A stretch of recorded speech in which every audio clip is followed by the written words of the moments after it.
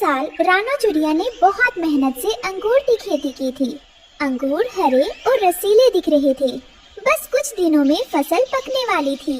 बच्चों, इस बार अंगूर बहुत अच्छे हुए हैं।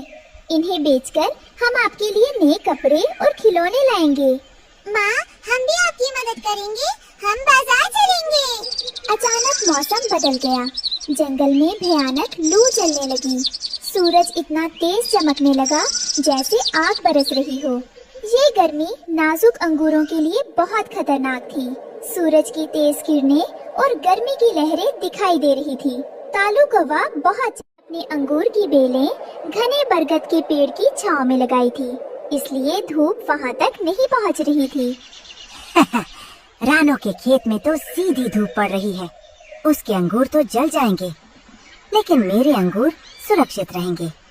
इस बार बाजार का राजा मैं ही। 2 दिन की तेज धूप ने रानो की सारी फसल जला दी।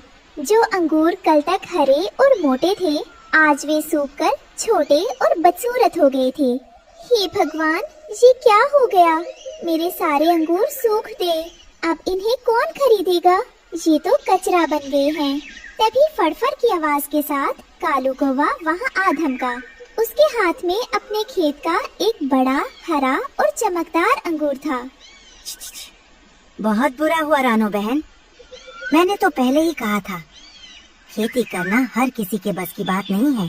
कालू उसे अपना हरा अंगूर दिखाते हुए कहता है, जरा मेरे इस मोती जैसे अंगूर को देखिए, इसे कहते हैं फसल। और अपनी जमीन पर देखिए, ये अंगूर है या सूखे हुए कंकर। अब रोने से क्या फायदा?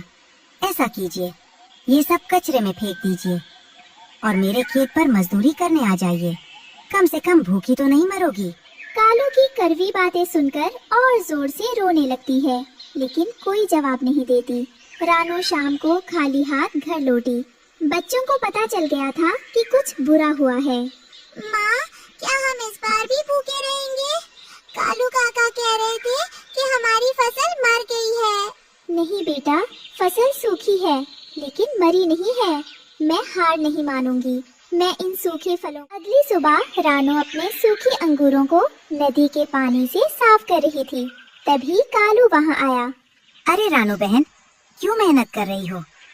ये तो मरे हुए अंगूर हैं। इन्हें नदी में बहा दो। बाजार में लोग फल खरीदते हैं, पत्थर नहीं। कालू भाई, ये मेरी मेहनत है, मैं इसे फेंकूंगी नहीं। शायद कोई गरीब ही इसे सस्ते में खरीद ले। रानो ने सूखे अंगूरों की टोकरी सिर पर उठाई और बाजार की ओर चल पड़ी।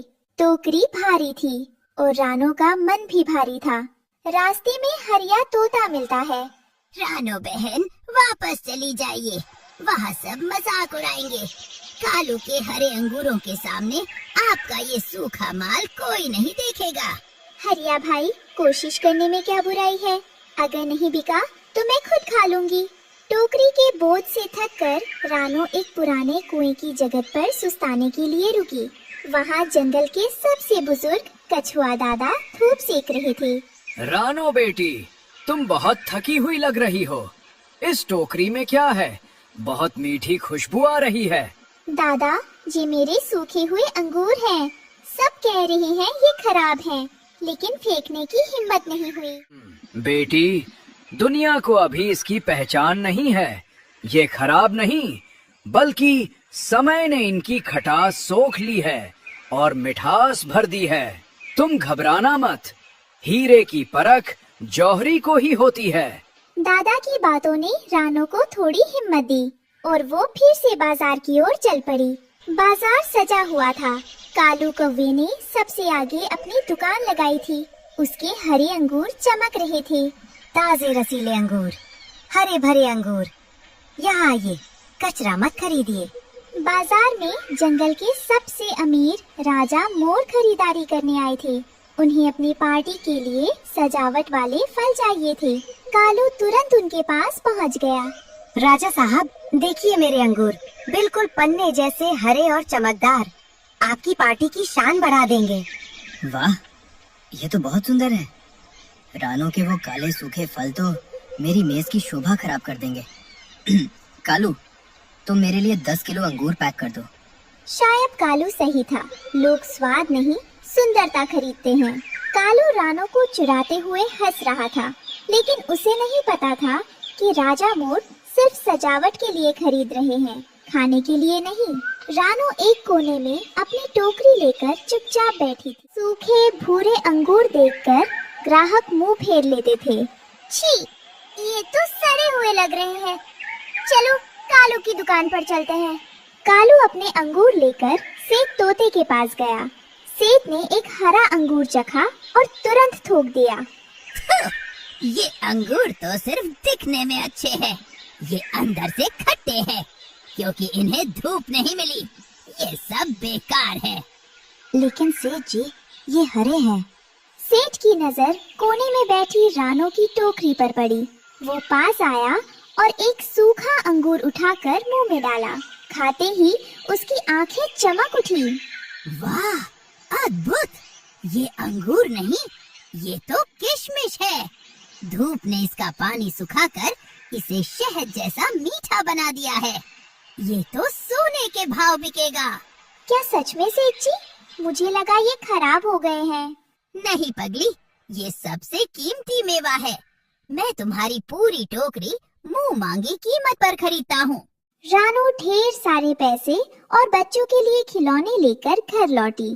कालू अपने खट्टे अंगूर लेकर वापस आ गया था, जो अब कोई नहीं खरीद रहा था। देखा बच्चों, भगवान जो करता है अच्छे के लिए करता है।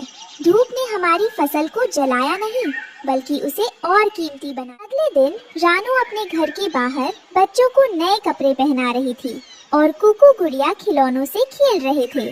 तभी सामने से कालू कौवा धीरे धीरे आता हुआ दिखाई दिया। उसके कंधे पर वही खट्टे अंगूरों की टोकरी थी, जो अब और भी मुरझा गए थे। रानो बहन, क्या तुम मुझे माफ कर सकती हो? कल बाजार में जो हुआ उसने मेरी आंखें खोल दी।